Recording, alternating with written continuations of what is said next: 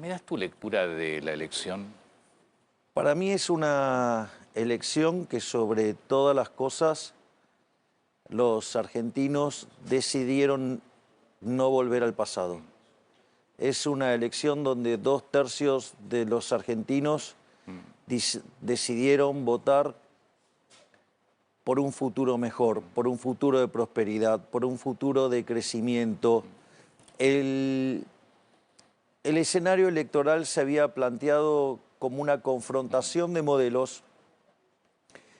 Por un lado estaba el modelo, digamos, que representa la izquierda, el kirchnerismo y algunos, digamos, actores de izquierda más o menos radicalizados, que básicamente es como si vos tuvieras una autopista de doble mano y ese carril, esa mano te llevaba a Venezuela, a Cuba. Digo, ese es el modelo que proponían. Además, casi que es tan obvio lo malo que es ese modelo que ni siquiera lo confrontaban ni lo ponían bajo debate, sino que en realidad la única propuesta que tenían era destruir lo que estamos haciendo en este gobierno. De hecho, la frase era: hay que parar a Milei. Me parece muy valioso que la gente le haya dado la espalda, digamos, a una propuesta destructiva. O sea, me parece que uno tiene que hacer propuestas, después puede debatirlas, pero tiene una propuesta destructiva.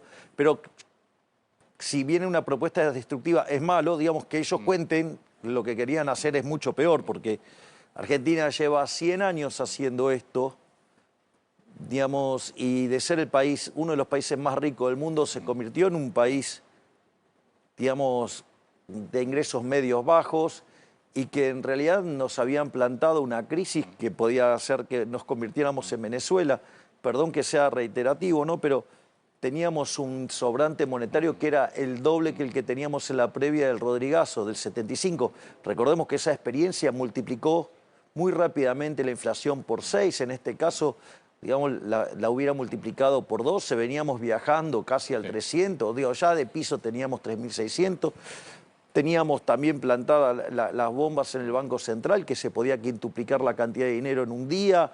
Teníamos que eso era peor que lo que tenía Alfonsín en el 89. Y teníamos indicadores sociales que, si vos los sincerabas, estábamos muchísimo peor que el 2001-2002.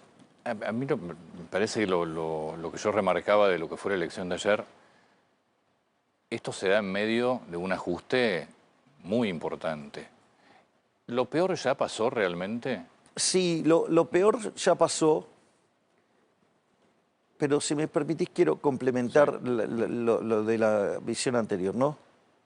Y después hay una idea de país, digamos, abrazado, digamos, al segmento civilizado del planeta, y que trae crecimiento y prosperidad, que vos podés ir por derecha, más a la izquierda, a mayor o menor velocidad, pero... Y eso... Hay 2/3 de la Argentina que quiere eso. Entonces, lo primero que yo busqué en el mensaje de ayer es decir, bueno, tenemos matices, pero queremos el mismo norte. Estamos de acuerdo con las mismas reformas. Las hemos firmado en el Pacto de Mayo. Sí. Vayamos y trabajemos por eso. Esas son las reformas. Después, seguramente en el debate va a haber matices, pero no, digamos, una visión cuasi cavernícola de hay que romper todo. Eso por un lado. Me habías hecho una pregunta. Si lo peor pasó. Es que lo peor ya pasó, Antonio. Cuando vos mirás los números de Argentina, nosotros cuando llegamos al poder, el PBI venía en una tendencia decreciente del 3%. Es decir, se llama arrastre estadístico. Si nosotros cuando llegamos, la economía hubiera dejado de caer, la economía caía en el año 3%. Terminó siendo la caída 1,9. Cuando vos mirás el EMAE desestacionalizado, básicamente en el mes de abril toca un piso y a partir de ahí sale muy fuertemente. Yo me acuerdo de las discusiones donde muchos decían que íbamos a hundir a la economía en una gran depresión por el tipo de ajuste que estábamos haciendo. con caídas de por lo menos 15% del PBI. Había otros que decían que esto era una L, o sea, que tocaba un piso y no levantaba más.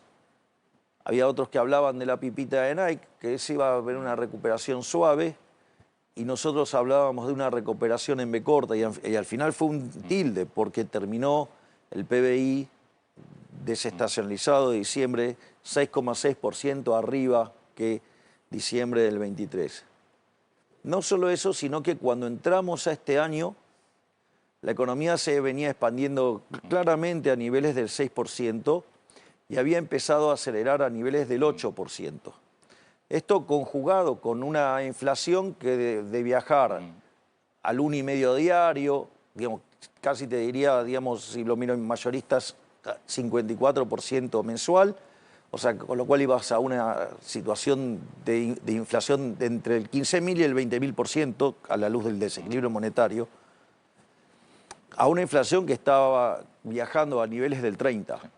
Que es horrible, el 30% es un número espantoso. Digamos, te imaginarás que en mi caso, digamos, ver un número de inflación de esa magnitud, digamos, me pone muy mal. Ahora, pero, digamos, veamos